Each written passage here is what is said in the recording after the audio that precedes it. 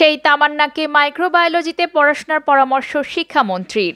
মুনিয়া হত্যা মামলা, শারুনের সাবেক স্ত্রী মিম গ্রেফতার।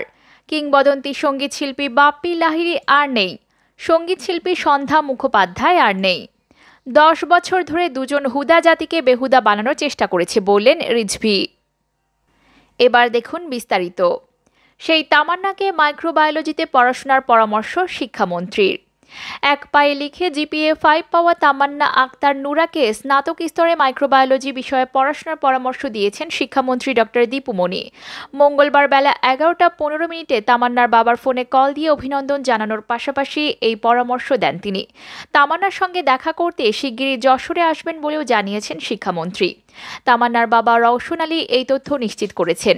এর আগে তামান্নার সঙ্গে ফোনে কথা বলেন প্রধানমন্ত্রী শেখ হাসিনা ও তার বোন শেখ রেহানা। তাকে অভিনন্দন জানানোর পাশাপাশি স্বপ্ন পূরণে যে কোনো সহযোগিতা করার আশ্বাস দেন বঙ্গবন্ধু শেখ মুজিবুর রহমানের এই দুই কন্যা। রওশন আলী জানান, মঙ্গলবার বেলা 11টা 15 শিক্ষামন্ত্রী ডক্টর দীপু মনি আমার ফোনে কল দিয়ে তামান্নাকে খোঁজ খবর নেন।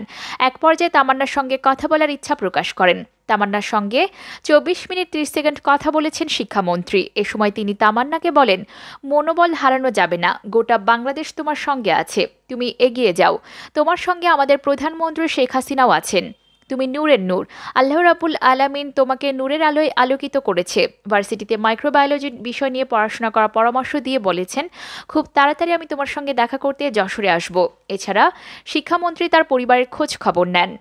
এদিকে মঙ্গলবার ঝিকরগাছা উপজেলা প্রশাসনের পক্ষ থেকে সহকারী কমিশনার ভূমি ডক্টর কাজী নাজিব হাসান তামান্নাকে ফুলের শুভেচ্ছা জানান। একই দিন যশোর থেকে প্রকাশিত দৈনিক কল্যাণ পত্রিকার প্রতিষ্ঠা বার্ষিকী অনুষ্ঠানে তামান্নাকে সংবর্ধনা প্রদান করা হয়। পত্রিকাটির ব্যবস্থাপনা সম্পাদক এজাজ উদ্দিন টিপু তামান্না পড়াশোনার দায়িত্ব নিয়েছেন। অনুষ্ঠানে তামান্নাকে পত্রিকাটির পক্ষ থেকে এককালীন শিক্ষাবৃত্তিও দেওয়া হয়েছে। অপরদিকে মুনিয়া হত্যা মামলা, শারুনের সাবেক স্ত্রী মিম গ্রেফতার। আলোচিত কলেজ ছাত্রী মোশাররত জাহান মুনিয়া হত্যা মামলার আসামি সাইফুর রহমান মিমকে গ্রেফতার করেছে police bureau of investigation. Whip Shamsul Haque চৌধুরীর ছেলে শারুন চৌধুরীর সাবেক স্ত্রী মিম। সকালে ঢাকার ধানমন্ডির বাসা থেকে মিমকে পিবিআর স্পেশাল ক্রাইম কার্যালয় নিয়ে জিজ্ঞাসাবাদ করা হয়। সন্ধ্যায় তাকে এই মামলায় গ্রেফতার দেখানো হয়। পিবিআই ঢাকা মেট্রো অতিরিক্ত police super Abu Yusuf Rising বিডিকে গ্রেফতার বিষয়টি নিশ্চিত করেছেন। তদন্ত সংশ্লিষ্ট সূত্রে জানা গেছে, মিমের বিরুদ্ধে মুনিয়া হত্যায় গুলশান থানায় দায়ের হওয়া মামলার নাম ছিল, তবে পর্যাপ্ত সাক্ষ্য প্রমাণ ও তথ্যের অভাবে তার বিষয়ে আইন শৃঙ্খলা বাহিনী নিশ্চিত হতে পারছিল না। অবশ্য কলেজ ছাত্রী হত্যার সঙ্গে মিমের সংশ্লিষ্টতার প্রাথমিক তথ্য পাওয়ায় আটকের সিদ্ধান্ত হয়। এরপরে পিবিআই তাকে জিজ্ঞাসাবাদ শুরু করে। এর আগে গত বছর 13 সেপ্টেম্বর মামলার আরেক আসামি মডেল ফারিয়া মাহবুব পিয়াসাকে গ্রেফতারে দেখানোর পর রিমান্ডে নিয়ে জিজ্ঞাসাবাদও করে পিবিআই। উল্লেখ্য, কুমিল্লার বাসিন্দা ঢাকার এক কলেজের ছাত্রী মুনিয়াকে গত বছর 26 এপ্রিল সন্ধ্যায় গুলশানের 120 নম্বর সড়কের 19 নম্বর বাসার একটি ফ্ল্যাট থেকে ঝুলন্ত অবস্থায় উদ্ধার করা হয়। মুনিয়ার বোন তানিয়া সেই দিনই আত্মহত্যায় প্ররোচনার অভিযোগ এনে গুলশান থানায় মামলা করেছিলেন। সেই মামলায় তিনি অভিযোগ করেছিলেন, বসুন্ধরার এমডি আনভীর বিয়ের প্রলোভন দেখিয়ে মুনিয়ার সঙ্গে সম্পর্ক গড়ে তুলেছিলেন, তাকে ওই বাসায় রেখেছিলেন, কিন্তু বিয়ে না করে তিনি উল্টো হুমকি দেওয়ায় মুনিয়া আত্মহত্যা করেন। তদন্ত শেষে গত বছর 22 জুলাই পুলিশ জানায়, এ মামলায় আনভীরের কোনো দোষ পাওয়া যায়নি। এরপর গত 6 সেপ্টেম্বর ঢাকার 8 নম্বর নারী ও শিশু নির্যাতন দমন ট্রাইব্যুনালের বিচারক বেগম মাফরুজা পারভিনের আদালতে হত্যা ও ধর্ষণের মামলাটি করেন তানিয়া। অপরদিকে কিংবদন্তি সঙ্গীত শিল্পী বাপ্পি লাহিড়ী আর নেই। উপমহাদেশের কিংবদন্তি সঙ্গীত শিল্পী বাপ্পি লাহিড়ী মারা গেছেন। মৃত্যুকালে এই সঙ্গীত শিল্পীর বয়স হয়েছিল 69 বছর। মঙ্গলবার রাতে মুম্বাইয়ের একটি হাসপাতালে মারা যান তিনি। অসংখ্য বাংলা ও হিন্দি চলচ্চিত্র গানে কণ্ঠ দেওয়া বাপ্পি লাহিড়ী একাধারে ছিলেন গীতিকার, সুরকার, সঙ্গীত পরিচালক ও গায়ক। 1970 থেকে 80-এর দশকে হিন্দি সিনেমা জগতে অন্যতম জনপ্রিয় নাম বাপ্পি লাহিড়ীর। হিন্দিতে ডিস্কো ডান্সার, চলতে চলতে সারাবি, বাংলায় অমর সঙ্গী, আশা ও ভালোবাসা, আমার তুমি, অমর প্রেম প্রভৃতির ছবিতে সুর দিয়েছেন, গেয়েছেন একাধিক গান। 2020 সালে তার শেষ গান বাগি 3 এর জন্য। কিশোর কুমার ছিলেন বাপ্পির সম্পর্কে মামা। বাবা অপরেশ লাহিড়ী ও মা বাঁশুরী লাহিড়ী দুজনে সঙ্গীত জগতের মানুষ, ফলে একমাত্র সন্তান বাপ্পি ছোটবেলা থেকেই গানের প্রতি আকৃষ্ট ছিলেন। মা বাবার কাছে পান প্রথম গানের তালিম। মা বাবা নাম দিয়েছিলেন অলোকেশ, কিন্তু জনপ্রিয়তা পান বাপ্পি নামে। 1952 সালের 27 নভেম্বর জলপাইগুড়িতে জন্মগ্রহণ করেন বাপ্পি। তারপর দীর্ঘদিন বাংলা ও হিন্দি ছবির গান গেয়েছেন, সুর দিয়েছেন। শরীরে প্রচুর সোনার গয়না পরতে ভালোবাসতেন। বলতেন, আমার ভগবানের নাম সোনা। ছিল গায়কের নিজস্ব কায়দা, যা তাকে হিন্দি ছবির জগতে অনন্য পরিচিতি দিয়েছিল। পেয়েছেন একাধিক পুরস্কার এবং সম্মান। বাপ্পি লাহিড়ী রাজনীতিতেও নেমেছিলেন। বিজেপিতে যোগ দিয়ে পশ্চিমবঙ্গের শ্রীরামপুর কেন্দ্র থেকে ভোটেও লড়েছিলেন, কিন্তু রাজনীতিতে কখনো স্বাচ্ছন্দ্য বোধ করেননি তিনি। অপরদিকে সঙ্গীতশিল্পী সন্ধ্যা মুখোপাধ্যায় আর নেই। ভারতের জনপ্রিয় সঙ্গীতশিল্পী সন্ধ্যা মুখোপাধ্যায় আর নেই।